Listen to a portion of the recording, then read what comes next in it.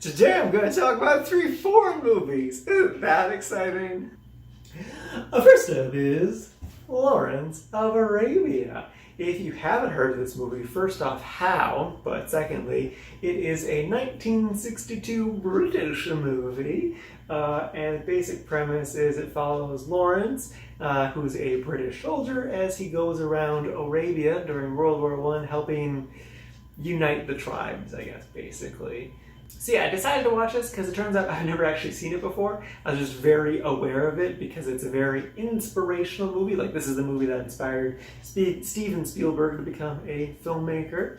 And also there's just, I don't know, it's very influential in just film history in general. Like, this movie inspired Dune and inspired Star Wars. It was, laid the groundwork for so much stuff. And it was great. I definitely really enjoyed it. It's my #1 movie right now out of, I guess, 6. Yeah, the movie's so beautiful. The music is what really got me with the movie. I love that so much. And yeah, there were a couple of things that obviously, it's a 60-year-old movie, so not everything's perfect. There's some day for night shots that do not look good. And then there's also Alec Guinness is in this, and he is, a very, very white man. And he plays a not white character, so that was a little not good, but it's fine. I do like, though, that Lawrence's main sidekick is a man who is born in Egypt, so he is a person of color. He's kind of the second lead in this movie, though he's definitely 4th or 5th build. But yeah, so I appreciated that. Really like this movie. It was great, beautiful. If you haven't seen it, definitely give it a watch. Though be warned, it is almost 4 hours long, and it's. I took precautions, and I took a couple breaks when I was watching it, just because I didn't want to get overwhelmed by the movie at any point. But yeah, it's a good one. It's definitely worth a watch. Next up is, I don't know how to say the name of this movie in English. It is Goodbye, My Children, which is an incredibly sad name for a movie, especially in context of this movie. But yeah, this is a French movie from 1989, and the premise, I kind of want to. Don't say it entirely, because what I read on HBO, the description on HBO Max, kind of spoiled some stuff that doesn't get really revealed until halfway through the movie. It's kind of more fun to experience it, I would think, because I didn't get to just experience it. But yeah, so the premise is essentially it's about this little all-boys Catholic school in France during World War II, and it's just about the boys trying to live their lives while there's war going on and bombings and stuff. So it's, yeah, and it's really solid.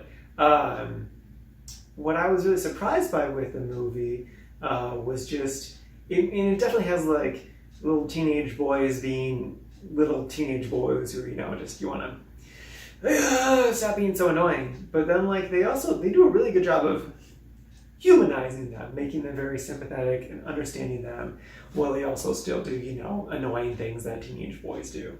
But yeah, it's pretty good. I put it in the quite section. It was a little slowish at times. I think that's why I put it down a little bit. I just could, maybe it's because I just didn't connect with it as much as I would have hoped to, though it is really good. Very sad ending. Very sad ending. It's World War II. You know how it ends.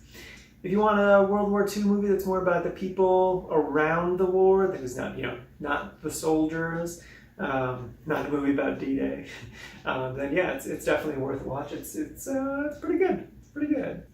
And lastly is Amphibian Man. This is a 1962 Russian movie, or I guess technically it's the USSR, Soviet Union, and it was recommended to me by this cosplayer. That's her picture and that's her name. Hopefully I did that. Cool. And yeah, it's pretty dang great. The premise, it's essentially, it's like The Little Mermaid, but also The Shape of Water. It's weirdly similar to The Shape of Water, incredibly strange how close it is to that. It's so campy and ridiculous, but just so amazing and delightful at the same time. I love it. It started off, my first thought when I first started watching it reminded me of the operatic stuff from the original series of Star Trek. And then some of the sets kind of reminded me of just that campy 60s James Bond stuff, the kind of bad guy layer stuff. just with how absurd they are. Oh my god, but it's just so great. And like it's just so great. It's just ridiculous and silly, but also just adorable and pleasant, and just it's really good. If you want just like great 60s campy stuff, this is definitely worth a watch. It's on YouTube for free. And I was kind of hesitant to watch something on YouTube, but the quality was actually pretty good. And the subtitles were great.